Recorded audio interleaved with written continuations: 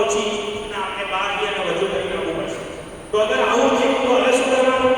તો એના માટે મસલો છે કે અગર આપણે 4 ચક્કરથી ઓછા ચક્કર કર્યા, 4 ચક્કરથી ઓછા ચક્કર કર્યા હતા આપણા વજુ માટે કે આવું નહીં, તો પાછા આવીને આપણી મરજી પહેલેથી નવા સરથી તવાફ ચાલુ કરો તો બી ચાલશે.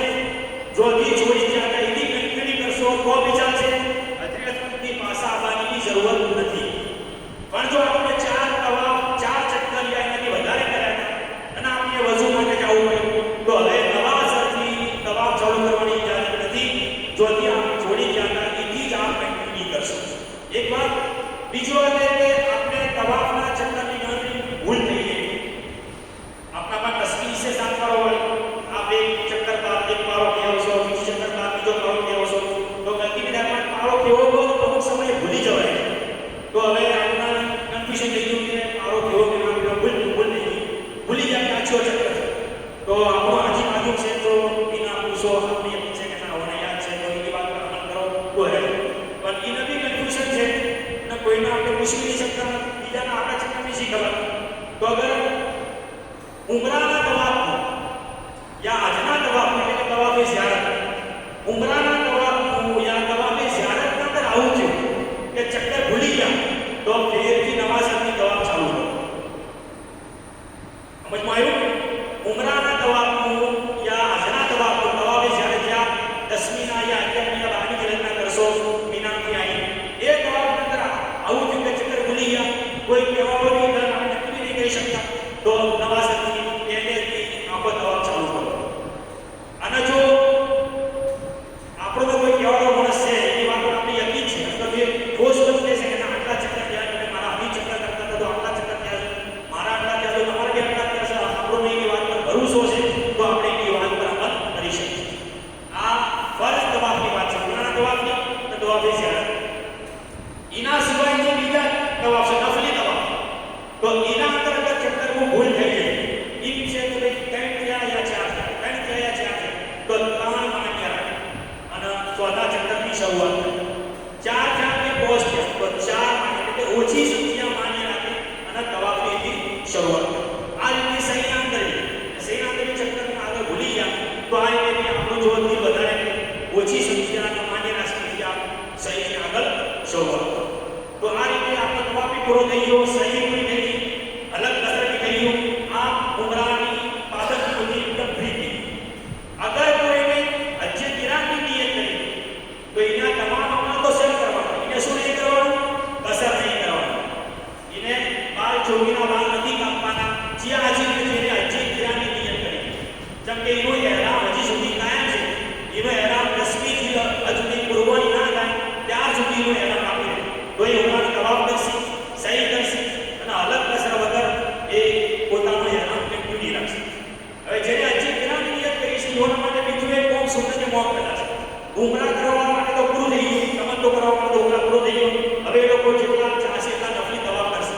પણ જેને હજી કિરાની નિયત કરી છે એના માટે ઉમરાના તવાફના બાદ એક બીજો તવાફ આવે છે તવાફે કુદુમ. એ તવાફે કુદુમ કરવો એ સુન્નત મુઅક્કદા છે. એના માટે હજી કિરાન કરવા માટે અને હજી ઇફરાદ કરવા માટે. હજી ઇફરાદની તપત્તો કોઈ નહીં કરે નિયત એટલે ઇમામનો મસલા લખી બતાવતો કોઈને હજી ઇફરાદની નિયત છે લગભગ કોઈ નહીં કરે. આ તો હજી તપત્તો કરશે યા હજી કિરાન કરશે. તો હજી કિરાન કરવાવાળાને ઉમરાનો તવાફ કરવો સહી કરી એના બાદ અલગ કસર ચોટી ના કાપી એના બાદ તવાફે કુદુમ કરવાનો સુન્નત મુઅક્કદા છે. તવાફે કુદુમની એહરામની હાલત ખૂબ થાય છે કે એનો એહરામ બાકી છે તો તવાફે કુદુમ ફક્ત તવાફ છે, સહી નથી. તવાફે કુદુમ ફક્ત તવાફ છે, સહી નથી. પણ અગર જો હજી કિરાન કરનાર તવાફે કુદુમના આથી સહી કરી લે તો એની આ સહી તવાફે ઝિયારતની સહી થઈ જાય. એની આ સહી તવાફે ઝિયારતની સહી તરીકે ગણાય જાય. જેમ કે આપ જ્યારે મીનાથી અરફા જાઓ, અરફાથી મુઝદલિફા જાઓ, મુઝદલિફાથી પાછા મીના આવશો, કોકરી મારી 10મીના અને કુરબાની મીના તવાફે ઝિયારત માટે તો તવાફે ઝિયારતના આથી આપણે સહી કરવી પડશે. તવાફે ઝિયારતના આથી સહી કરવી પડશે. તો હજી કિરાન કરનારને અગર તવાફે કુદુમના આથી સહી નથી પણ જો સહી કરી લીધી તો એની આ તવાફે ઝિયારતની સહી આખી થઈ ગઈ. એને 10મી જિલ્લાના તવાફે ઝિયારતના આથી સહી કરવાની બિલકુલ જરૂર નથી પડે.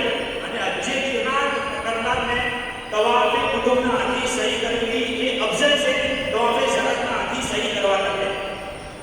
તો જે હજ ના કરશે એ તવાફે કુતુબ કરશે, એના બાદ સહી કરશે. અને જો હજ ના કરના તવાફે કુતુબ કરશે તો એના બાદ તવાફે ઝિયારતની સહી કરવી છે. તો એ આ તવાફના અંદર રમાલી કરશે અને ઇસ્તિમાલી કરશે. જેમ કે એને સહી કરવાની છે, તો જે તવાફના બાદ સહી છે એના અંદર રમલ છે, અને અગર ihram છે તો ઇસ્તિમાલી છે. તો આ રીતે તવાફે કુતુબ થાય, એના બાદ સહી થાય તવાફે ઝિયારતની, અને એના બાદ અલગ અસર નહીં કરવાનું. એના બાદ જેટલા નફલી તવાફ આપણે કરવા માંગીએ એટલા આપણે કરી શકીએ. હવે એના બાદ આપણું કોમ તમામ હજી કિરાન કરવાનું બી કોમ પૂરું થઈ ગયું આનું, અને હજી તમત્તો કરવાનું બી હોવાનું કોમ પૂરું થઈ ગયું. હવે આપણે સમજ વિચાર કરવાનો છે. હવે આપણે સમજ વિચાર કરવાનો છે 7મી જીલહજ. ચલો 7મી જીલહજ, જ્યારે 7મી જીલહજ આવશે એટલે હજનો સફર આપણો સ્ટાર્ટ થાય. તો 2 દિવસ પહેલે આપની બિલ્ડિંગના નીચે બોર્ડ લાગી જાય કે ભાઈ આ બિલ્ડિંગના હાજીઓનો જી સમય અને જી તારીખ એના લઈ જાઓ. તકરીબન આપણા ગુજરાતના તમામ હાજીઓનું 7મી જીલહજના જોહરના બાદથી અને અક્ષર ફકીરના બાદથી મીના તરફ લઈ જવાનો સિલસિલો ચાલુ થઈ જાય. તો આપના બિલ્ડિંગના નીચે બોર્ડ લાગી જાય એ હિસાબથી આપની તૈયારી શરૂ કરશો. એના પહેલે આપ જેટલા નફલી તવાફ ચાહો એટલા કરી શકો. નફલી તવાફમાં રમત બી નહીં કરવાનું, એ સહી નહીં કરવાનું. એના મોટા ઉમરા કરવા જવું હોય તો મસ્જિદ આઈશા, મસ્જિદ ઝેરાના બી જઈ શકો છો. એ જઈ કોઈથી ચાદર બોધી જો તો બી ચાલે, એ થોડી કરી શકે. ચાદરો અસીસિયાથી હોટલની બોધી જાઓ તો ચાલશે, પણ નિયત મસ્જિદ આઈશા અને મસ્જિદ ઝેરાના જઈને એ જઈ કરવી પડશે. એ જઈ નિયત કરી અને લબ્બે ઘટી હોય જઈને આપણે આ ઉમરાનો તવાફ કરીને તવાફ સહી અલગ કરાવીને આપણે આપણો ઉમરા પૂરા કરશું. તો અગર ઉમરા કરવા માંગો તો કરી શકો છો, પણ બેહતર છે કે જેને મીના જવાના ઉમરાના બાદ મીના જવાના સમય વધારે બાકી નથી એ હાલ બીજા ઉમરા ના કરે, સિર્ફ નફલી તવાફ કરે, પૂરતો આરામ કરે. જેમ કે આ 5 દિવસના અંદર હજના 5 દિવસના અંદર આપણે દુનિયાના અંદર કદી આપણી કષ્ટી નથી કરી એટલી કષ્ટી અને મુશ્કલ આપણે કરવાની બાકી. એટલા માટે હાલ કોઈ મોટું રિસ્ક ના લે, બલકે પૂરતો આરામ કરે, પોતાના બદનના આરામ મળે. અને કોઈ અગર ઝિયારત કરવા માટે જતું હોય મક્કાના તરફ તો હાલ ઝિયારત ના કરે. અગર આપણે આજના દિવસો બાદ તરત મદીના જવાનું છે, આપણા પાસે દિવસો નથી તો આપ ઝિયારત કરી લે. વરના અગર આપના આજના બાદ આપણા પાસે દિવસો નથી બાકી છે તો હાલ કોઈ જગ્યાએ ઝિયારત માટે ના જાય. તાઈફ તો બિલકુલ હરગીઝ ના જાય. જેમ કે જે લોકો તાઈફ જોઈ છે તો બ્રિટનના અંદર યોના અમુક જગ્યા પર રોકી દેવામાં આવે છે. એ લોકો પરવા નથી કરતા કે 7મી જીલહજ આવી રહી છે કે 8મી જીલહજ આવી જશે, હાજીને હવે મીના જવાનું છે, કેમ બીજો લોકો પરવા નહીં કરતા. ઘણી બધી ચેક કરવા પડતા હોય તો પછી હાજીઓને છોડતા હોય.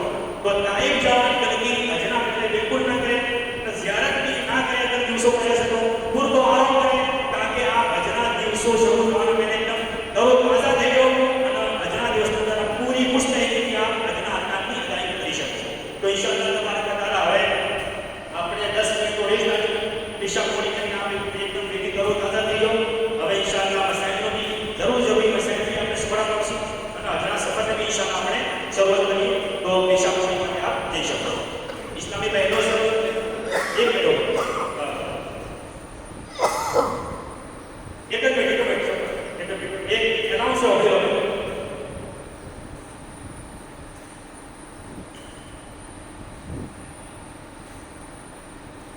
अस्सलामुअलैकुम वरहमतुल्लाहि वबरकातुहू. હવે 10 વર્ષની જેમ આપણે આ વખત પણ આજની તકલીફનો પ્રોગ્રામ ચાલી જાય સમિતિ રાખી હોય છે તો આ વર્ષે પણ રાખશો. તો એના અંદર ટોટલ માહિતી મળી રહે એના માટે આપણા આખી સાહેબોનો એકદમ અગવડતા માટે પ્રેક્ટિકલી આપણે આયોજન વર્ષે રાખીએ છીએ.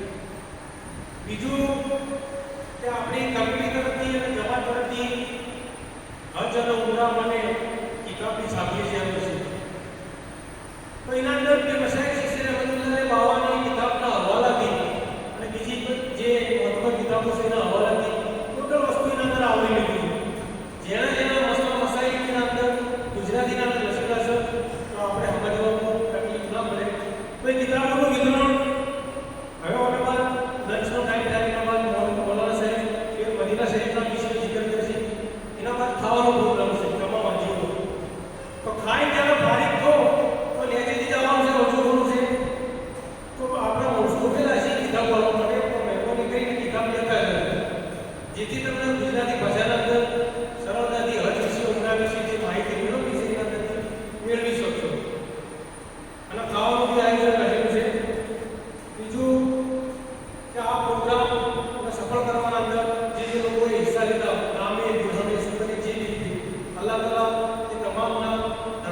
करो खैर बरकत नाफिया करे अस्सलाम वालेकुम शपथ का पेश करो उसने बैठ में से कोई इंतजाम से